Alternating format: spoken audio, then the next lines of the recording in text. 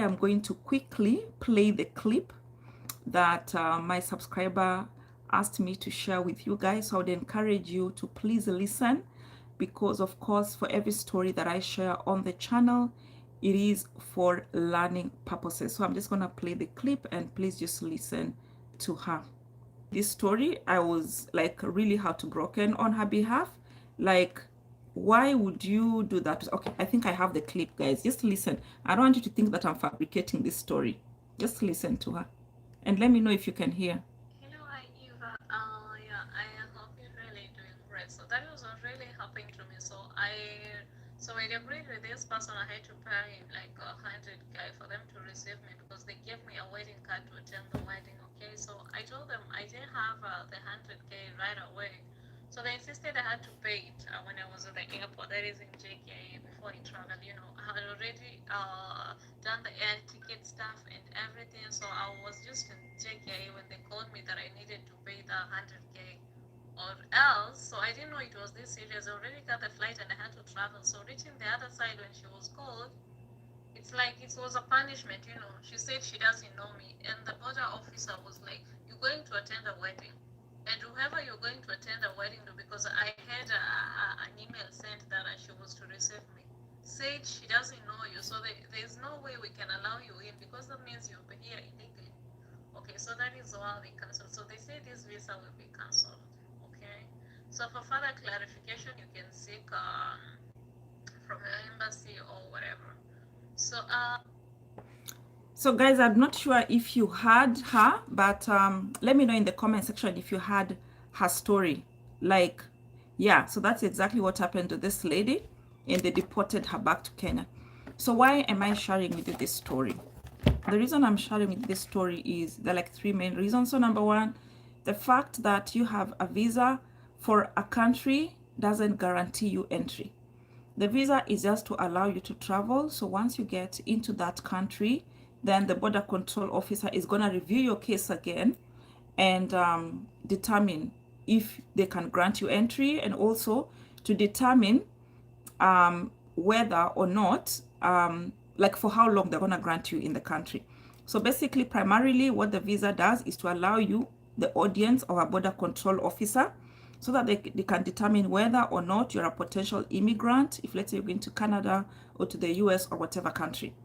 And then number two, it's supposed to be for you to get an audience with the border control officer to determine whether or not you have sufficient financial resources to take care of yourself once you get into that country. So basically, those are the two main things that a border control officer is interested in when they are reviewing your case at the port of entry. So you can see, like in this lady's case, she was given a visa, yes, and not just any visa. She was given a 5-year multiple entry US visa. So this means that at the application stage of her visa, she was able to prove two things to the visa officer. Number one, she has valid reasons of why she wants to visit the United States, which was to attend her friend's wedding. But on top of that, she has the enough financial resources to make her trip to the US and also take care of herself once she's in the US. And number three, the fact that they gave her 5 years, it means that she has proof that she has the social and economic ties for her to come back to her home country once she attends the wedding. But here is a cut. So I was talking to this lady, and there's a lot more. This clip is very long. There's a lot more, of course, for confidentiality purposes. I'm not going to share the rest of the clip. But one thing I was able to gather from this lady's story, she actually was able to get a visa even without the support of her friend, without the support of her relative. And that's one of the reasons why this channel exists. I try to show you those ways you can immigrate to whatever country that is, even if you do not have a visa, an immigration agent, you do not have a friend, you don't have a relative to vouch for you. That's what we do here on the channel. So like in this lady's case, by the time the US embassy is giving you a 5-year multiple entry, it means they have reviewed your documents. So like this lady, she has a very stable job. I will not say what it is, but her job is very stable. She's actually permanent and pensionable. She could have literally walked into the embassy and said, I want to go to the United States and this is what I'm going to do. And that's why, guys, I always encourage you, And there's even a video on the channel. I will link it up here once I finish this live, where I show you what documents you can use to present to a visa officer, even if you do not have an invitation letter. Guys, I have personally been traveling since the year 2004, and I've never ever been given an invitation letter by anybody. Yeah. So the other thing that you need to really take care of, especially in this case, let's say you want to go to the embassy and you do not have a relative sending you a letter, you do not have an invitation letter and stuff like that. Let's say you want to, like in this case, she was traveling as a visitor. She could have literally just said, I'm going to be a tourist. And when you're going to the visa officer, there are 5 main things the visa officer is trying to ascertain. Number one, you know where you're going. And that's why when you go to the visa desk, the first question they're going to ask you, let's say you're applying for a US visa, they're going to ask you, why do you want to visit the US? If let's say it's Canada, you have to enter in that application form why you want to visit Canada. If you're at the visa's place, they'll ask you, why do you want to visit this country? So number one, if you're traveling as a tourist, you must know why you want to visit that country. And that is a question you should be able to answer, like in very simple, understandable and convincing reasons. So let's say if you want to visit, I want to travel, I just want to go and visit for vacation.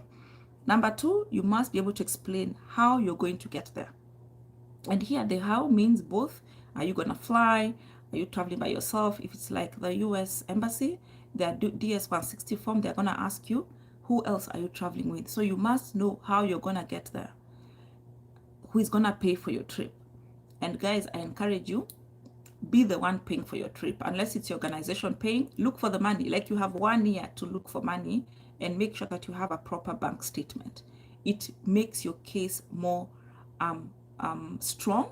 And I've shared with you guys my last video when I was going to the US embassy. I had like $250 only in my bank account, and they gave me a 5-year multiple entry visa. It can be done. You just have to prove that you have sufficient cash flow and you have economic ties and social ties and all family ties in your country. Then number three, you have to be able to show, I've talked about, you have to know where you're going, number one. You need to know why you're going there. Number three, how you're going to get there. Number four, what you're going to do there. And that, let's say if you're a tourist, you need to have like an itinerary. And thank God for Google. You can literally type into Google and say 5-day itinerary for Toronto, or 7-day itinerary New York. If you just type that in Google, it's going to give you sample itineraries. Have that itinerary with you, master it in your head.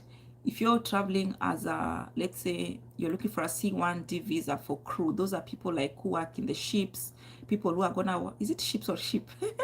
Like the cruise ships, people who work in airline industry, for example, you apply for a different type of visa, C1D visa. So if let's say you're gonna be working as a chef, you have to know what kind of pastries you're gonna be making there. If you're gonna be working on a cruise ship, you have to know which ports. If you're, let's say, on Royal Caribbean, which ports does your ship stop at?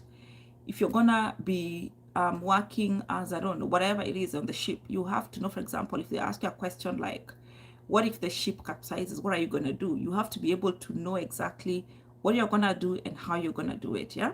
So make sure you know that. And then number five, you have to know why you want to travel now and not last year or next year or next month. That basically shows the visa officer that you have actually thought about your travel. You're not just there being haphazard about it. So that means, for example, that's the only time you could be able to get annual leave from your work, or that's the only time you could find somebody to sit in for you in your business, or I had planned to travel in 2020, but COVID happened and borders were closed, and I want to visit Canada and they closed their border and I couldn't travel, or I didn't have enough money then, but now I've been able to save up and have enough money now. Or I don't know, I've visited France several times, but I've never been there in the winter. Like, you have to be able to explain yourself why. Let's say if you're a student, you have to know which course you're going to study. You have to know where you're going to study. Like, to the last T, if you're going to be in the University of Mississauga, where is it? Which province? like know everything about that university or college you're going to be in. Which course are you going to study? What are the basic courses you're going to do in your first semester? Who's the dean of students in that school? Who's the main professor in that school? What are the main courses you have to do for you to qualify for this particular program you want to undertake? Why this particular program and not the other program? Why this program in this university and not in your home country? So those are the questions you must be able to answer. If let's say you're moving as a crew member on a cruise ship, maybe you are based in Qatar. Why are you leaving Qatar and now going to Miami, for example? You must be able to answer those questions. Okay, so basically those are the two main issues I wanted to cover in today's video, because I don't want you guys to rely too much on your relatives. Don't think because somebody is your relative they're happy for you. I don't want to rely too much on your friends. Just because somebody is your friend doesn't think mean they're happy for you. And what greater joy is it when you know I have come to Canada out of my own whim? Like nobody can dictate and start feeling sweet for me that if it wasn't for me, Eva, you would not even be here. Yeah, and it can be done. Guys have done it, and that's why I interview these people on the channel so you can learn from them. Most recently, I shared with you the story of the lady Anastasia. I met her in Germany, and she was actually on her first trip ever. Like she had her first passport. It was her first time on an aeroplane, and she was going to Miami. She used to work in a supermarket in Kenya, and she applied for a job in Royal Caribbean cruise ship, and she got the job, and she was traveling to Miami for the first time to the United States to get her job. And she gave her story, and of course I share with you guys those stories so you can learn from them. I also shared with you the story of the gentleman who's gonna work for one of the retail shops on the ship. The guy was based in Dubai, but now he applied for the job and he got it and was going to be based in Miami as well. So all these stories I share with you so that you can learn. And I hope you are able to learn something from this particular story so you do not make similar mistakes. And just believe in yourself, guys. You can still apply for a visa and get it even if you do not have an invitation letter. Please check out that video, learn from it, see the documents that you can use. So for example, instead of an invitation letter, go to booking.com website and book a hotel. Yeah, and you guys, you'll be surprised. In fact, let me even show you. The other day I was looking at hostels in Toronto. This is Toronto is actually one of the most expensive cities in Canada, and I found hostels that you can stay in for 4 nights, and you're gonna pay just like $200 for 4 nights. So for example, let me even just look at one of those hostels. Yeah, there's one here. Let me even just show you guys. So you can see, for example, there's this here, the Clarence Park. I don't know if you can see, guys. It's one of the hostels in downtown Toronto, and you can see one night is like $40, $40, $40, 2 nights here, 2 nights there. So guys, that is something you can do. Yeah, just put yourself in a hostel if you don't have too much money, and come and do whatever you need to do, and then you can go back to your home country when it's time to go. And you know how we do it here. Take advantage of your time as a tourist to meet up, to network, ask questions, find out opportunities that exist for you.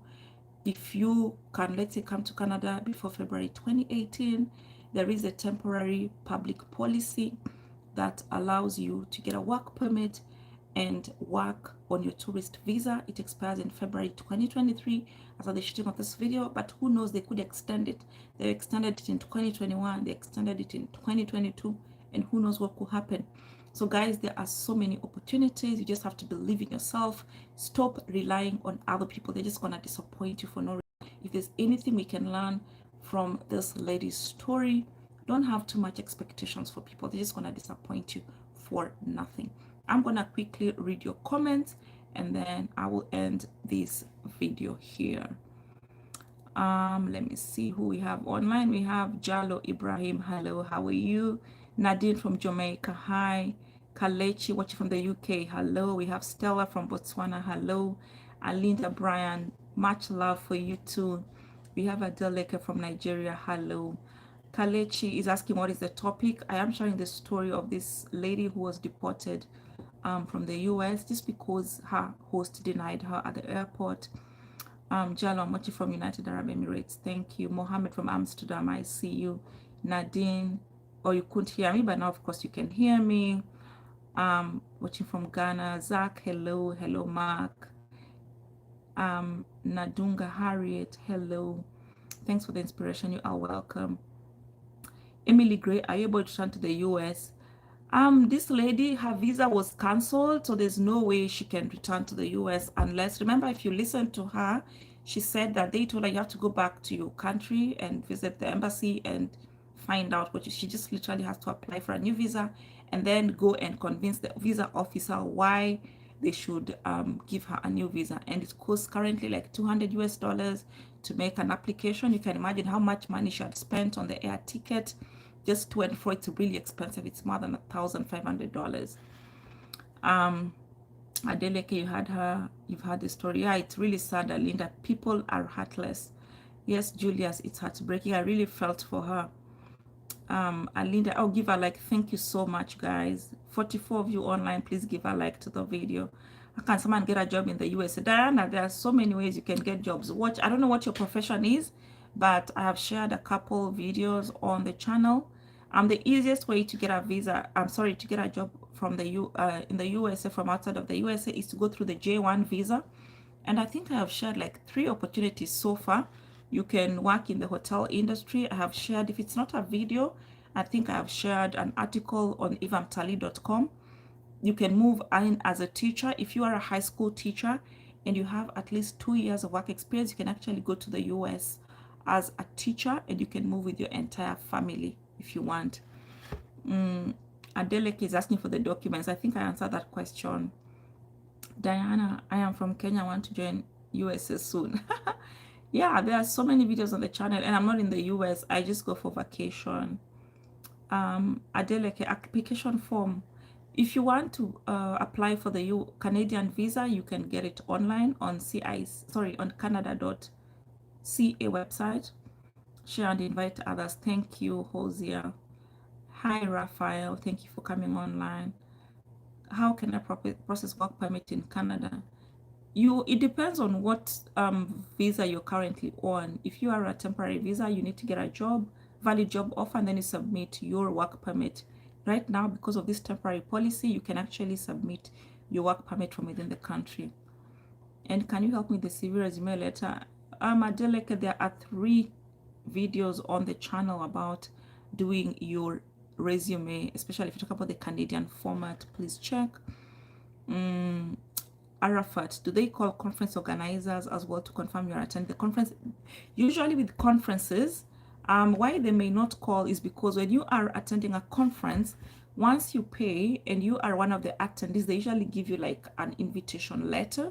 So that's something you can use, but they could decide to call the organizers. You never know. Adeleke, recap it again. Can you drop their link on here? Which link, my dear? I have a 2 years US visa. Can I use for temporary permit? It depends, Raphael. If is it a J1 visa? J1 visa allows you to work, or H1B visa. But if it's a tourist visa, that is B1, B2, you are not allowed to work. If you're on a C1D visa, which is the crew visa, you can work with it, but on the cruise ship, or you can work with it on the aircraft that you're working on. Yeah. I want to join Canada, but Indian requirements agencies come here about $2,000. Guys, how many times am I gonna talk about this money you people keep giving agencies? I told you, if you have money and you do not know where to take it, if you check this video on the live, at the bottom of the live, there's a $sign. If you click on that $sign, it allows you to tip me. So if you have money and you have nowhere to take it, please tip me down there. There's a $sign. Or you can send me on Patreon, or you can send me on my PayPal. Because if you have $2,000 to give an agency, we already said, why don't you put that money in your bank account, use it as proof of funds, and then travel to whatever country you want to travel on a visitor visa. All those questions you're asking the agent to do for you, go and do it when you're in the country. Yeah?